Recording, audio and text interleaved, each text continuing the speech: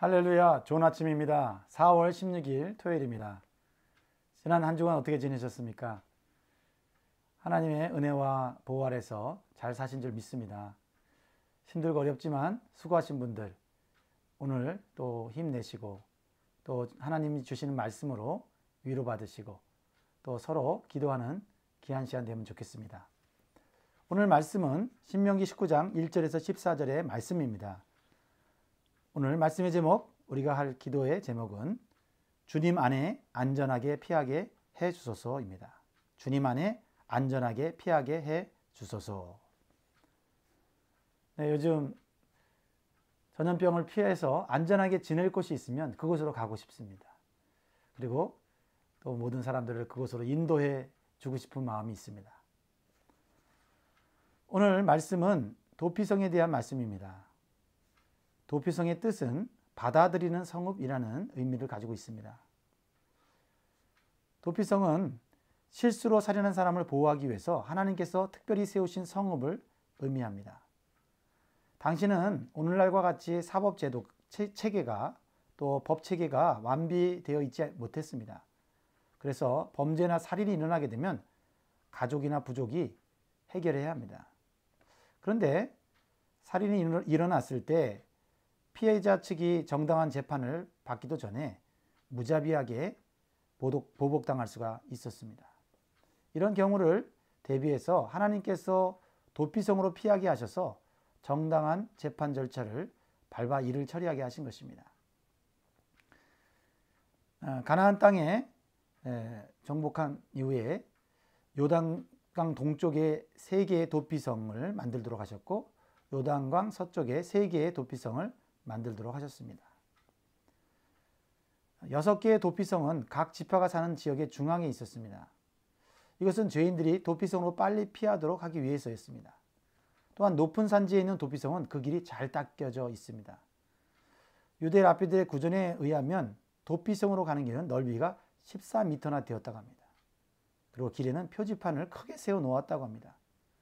그래서 죄인들이 피할 수 있도록 또 쉽게 피할 수 있도록 그렇게 만든 것입니다. 그리고 매년 도로를 점검하고 보조하도록 했다고 합니다. 도피성의 목적은 고의성이 없이 살인한 자를 그곳에 도피시켜 생명을 보호하도록 하는 법이었습니다. 그렇다고 모든 살인자가 도피성으로 피했다고 해서 죽음을 면하는 것은 아닙니다. 반드시 고의로 실수로 살인한 경위를 증명해야만 했습니다. 그렇지 못한 자는 공의를 따라 심판을 받게 됩니다. 오늘 본문 5절은 그 구체적인 예를 우리에게 설명하고 있습니다. 이웃이 함께 나무를 하러 갔다가 도끼날이 빠져서 상대방을 죽이는 경우가 그렇습니다. 이런 사람은 가능한 한 빨리 도피성으로 피해야 합니다. 반면에 의도적으로 고의적으로 살인한 사람은 도피성에 피해도 살아남을 수가 없었습니다. 성읍 장로들이 이 사람을 끌어내서 원수 갚을 사람들에게 넘겨주어야만 했습니다. 11절과 12절 말씀을 읽어보겠습니다. 그러나 만일 어떤 사람이 그의 이웃을 미워하여 엎드려 그를 기다리다가 일어나 상처를 입혀 죽게 하고 이 한 성읍으로 도피하면 그 본 성읍 장로들이 사람을 보내어 그를 거기서 잡아다가 보복자의 손에 넘겨 죽이게 할 것이라. 그러니까 도피성은 하나님의 은혜와 하나님의 공의가 잘 나타난 제도라고 알 수가 있는 것입니다. 그렇다면 도피성에 담긴 영적인 교훈, 또 우리에게 주시는 교훈은 무엇일까요? 첫 번째로는 하나님은 모든 생명을 귀하게 여기신다는 것입니다. 그러므로 우리도 모든 생명을 귀하게 여기는 마음을 가지고 살아야 되겠습니다. 도피성은 생명의 보존을 위한 것입니다. 그래서 무모한 피 흘림이나 복수의 악순환이 계속되어 사회 질서를 혼란하게 하고 생명을 함부로 해하지 않도록 하신 제도인 것입니다.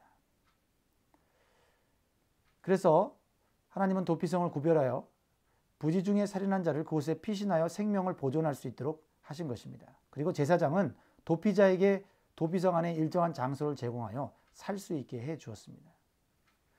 하나님은 하나님의 형상으로 만든 모든 생명을 귀하게 여기시고 함부로 그 생명을 대하지 않도록 말씀하고 계시는 것입니다. 도피성 제도는 인간에 대한 하나님의 자비와 긍휼을 뚜렷하게 나타낼 뿐만 아니라 마땅히 죄와 허물로 죽을 수밖에 없는 인간이 예수 그리스도께 나아가 그로 말미암아 구원받게 될 것을 예표하는 것이기도 합니다. 두 번째로 도피성은 보호해 주시는 하나님의 은혜를 우리가 배우게 합니다. 3절의 말씀을 읽어보겠습니다. 내 하나님 여호와께서 내게 기업으로 주시는 땅 전체를 세 구역으로 나누어 길을 닦고 모든 살인자를 그 성읍으로 도피하게 하라. 모든 살인자를 그 성읍으로 도피하게 하라. 하나님께서는 비록 죄를 범했을지라도 보호하여 재판을 받도록, 그리고 재판 전에 무자비한 보복이나 감정적인 복수가 일어나지 않도록 하신 것입니다. 오늘 본문 6절을 읽어보겠습니다. 그 사람이 그에게 본래 원한이 없으니 죽이기에 합당하지 아니하나 두렵건대 그 피를 보복하는 자의 마음이 복수심에 불타서 살인자를 뒤쫓는데 그 가는 길이 멀면 그를 따라 잡아 죽일까 하노라.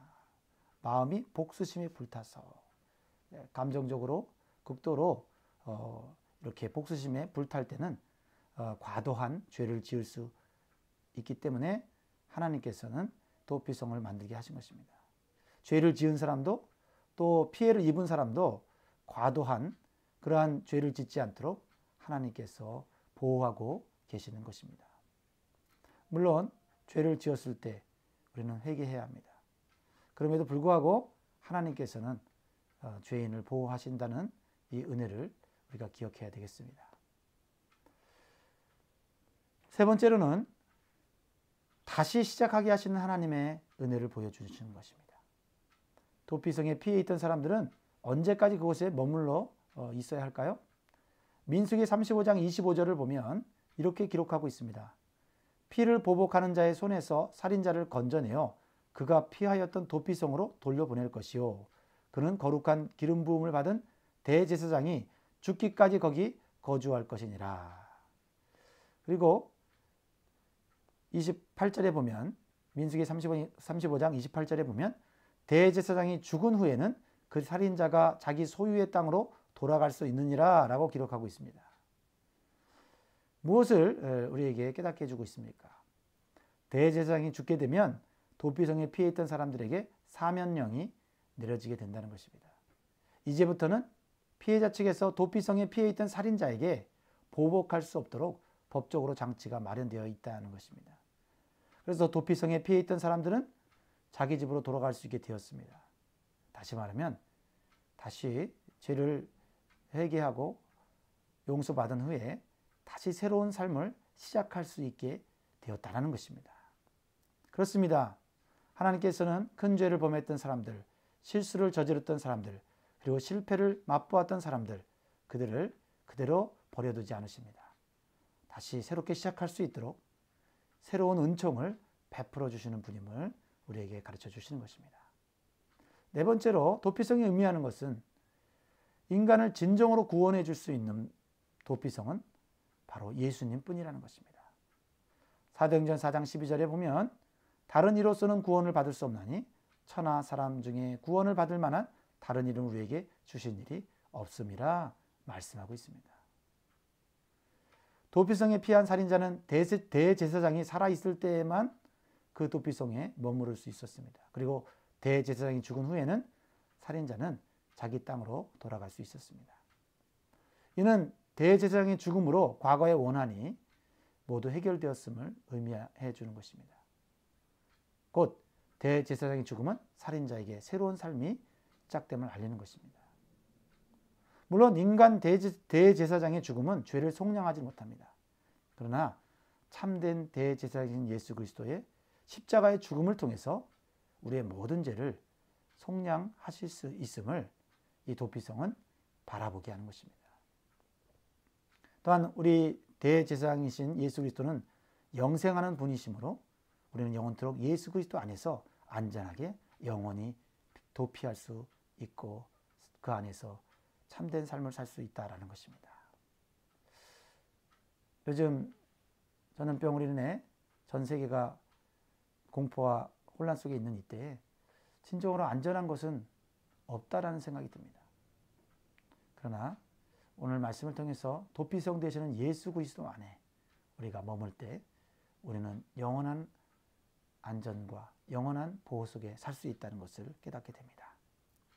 사랑하는 성도 여러분, 예수님은 구원의 도피성이십니다.